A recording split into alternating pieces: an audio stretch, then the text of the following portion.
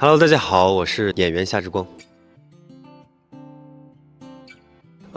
首先是非常开心且激动的，因为其实熟悉我的朋友们都知道，我喜欢喷香水，然后我也喜欢在家去点香薰，或者是弄一些香氛，因为我觉得香香的它会让自己的心情变得更好。然后对 Tensei Chu 的这个印象其实就是首先是真诚，他不只是在做香，他会对自己每一个系列或者每一个产品都会有一个特定的故事也好，或者是解读也好。对，所以我觉得他是用真诚去打动人，用灵魂去触摸他人。其实三个我都有用，但我最喜欢的就是片刻。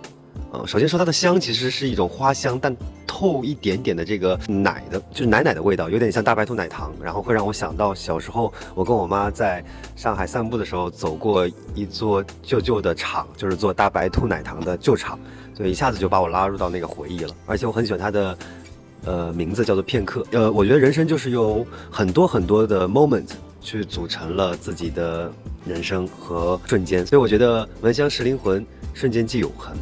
所以它的名字也很有寓意。然后平时会什么时候用？我可能自己在家有时候会喝酒的时候，就可能会点上那个香薰蜡烛。闻香识灵魂，瞬间即永恒。我觉得人生中就是会有积攒不断的瞬间，这个瞬间就像我刚刚说，我跟我妈会经历过那个老旧的大白兔奶糖的工厂一样，那个瞬间在我心中就是一段特别的回忆，它代表着我和我母亲的一个羁绊和联系，所以能够拿香去代替，或者是去能够勾起你的这个片刻和瞬间，我觉得是很了不起的一件事情。如果说不是用到片刻这个香薰蜡烛的话，可能这段回忆就埋藏在自己的灵魂深处，所以这是我觉得 Tensei Chu 一个很了不起的一个地方。大自然它会给花有生命周期，但是把这个花香留下来，它就可以去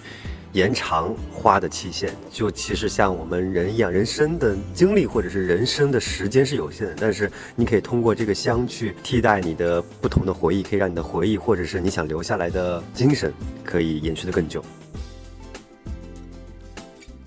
它可能是比较内耗的一种情绪吧，因为其实你又想去自由，但是你要在找到所谓的平衡，所以得克制自己很多的欲望，所以其实跟人是一样的。那我觉得 Tensei Chu 的这个理念呢，其实可能基于本身也会想的是，到底是做更有意义的东西，还是说做更加极致的商品？我觉得都做到了。爱琛吗？对，爱琛。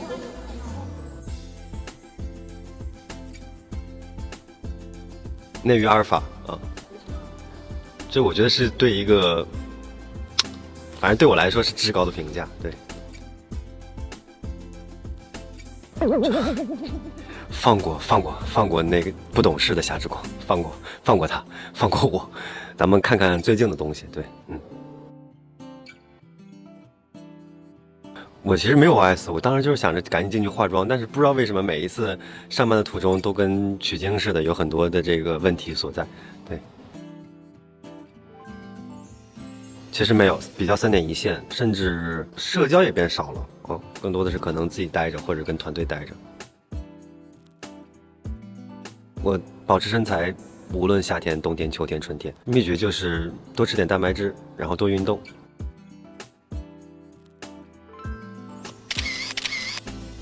2个，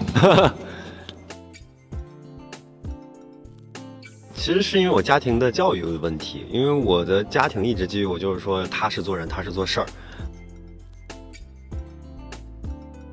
我刚杀青的是九重子的基友，然后还有火神的杨广生，让我印象最深刻可能是火神的杨广生。然后有一场戏是我觉得我目前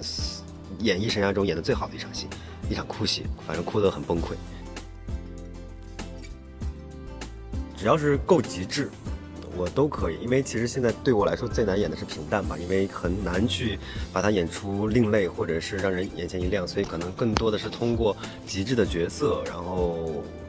磨练自己。商务综艺，然后努力进组。最近也是人生中出道第9个年头了，然后也经历了很多事情，再次受到大家的关注和喜爱。你应该是再次受到大家的关注和喜爱。其实内心中没有像之前一样特别的激动或者兴奋，更多的是一种压力所在。因为其实看到大家对我的付出和喜爱，会怕自己做的不够好，所以